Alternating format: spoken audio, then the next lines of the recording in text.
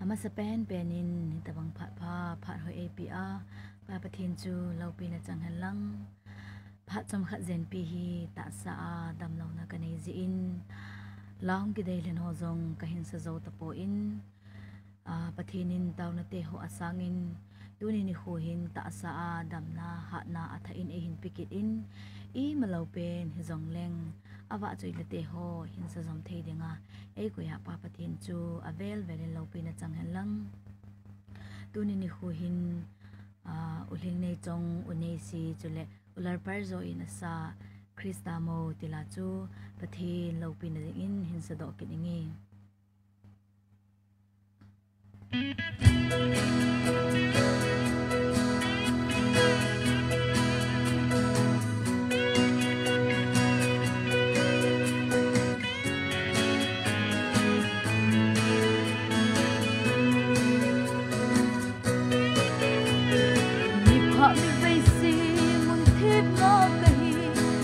mà hello quay mà hết khó lâu lấy lên von anh lên lâu bị bên chân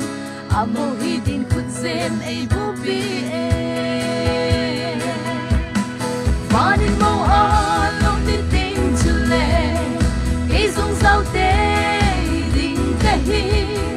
van quất khát cái hong lâu bi a chân van ti ho yin ngay thong na an chân long sit pa Krista nei na lo min tin van quất khát ai ki pa say lan oi nghe lên vai lệ gen thấy cái thím mà dim go ima nei lo sa go kêu cái hi i kim nei pa chun ai na nei hin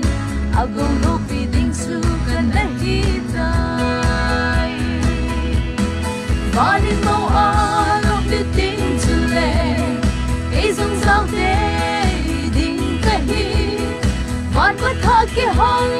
lâu bi a chân van ti ho yin ngay thong na at chân long sit pa Krista nei na lo min tin van quất khát ai ki pa say lan oi nghe ta mo cái hi a lâu a hau sat na ho lo pi ding in a thon na ho zong tho pi ding nga a ti san na la sa a ma a ke hi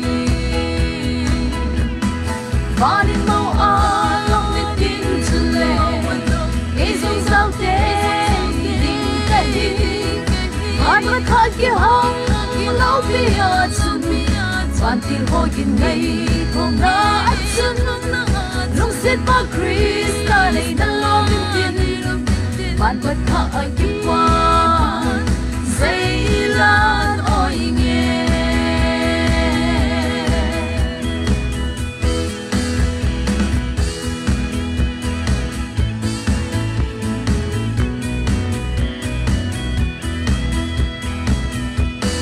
tâm buồn zin na gam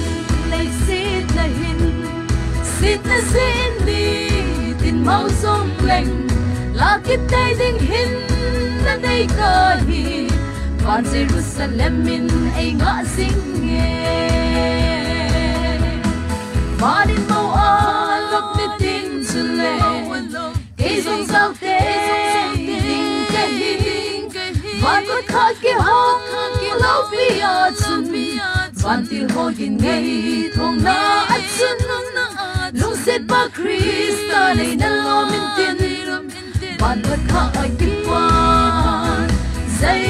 lan oi nghe ki pa than no min ama va choi utte kêu ngôi đâu mau nei pa ahita mau ding song got sa hit